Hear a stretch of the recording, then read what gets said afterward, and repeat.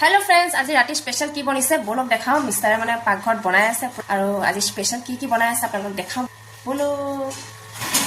এফালে এয়া মিস্টাৰে বনাই আছে এফালে কি বনাই আছে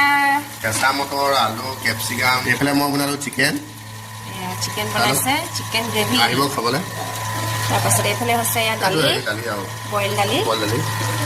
আৰু লগতে এফালে এয়া দেখিছেনে বইলাৰ ঠেং তাৰপাছত এয়া হৈছে ৰাতিপুৱাৰ কাৰণে মানে বেটা টিফিনৰ কাৰণে মগু দালি পিচি থোৱা আছে মগু দালি চিল্লা বনাবলৈ কাৰণে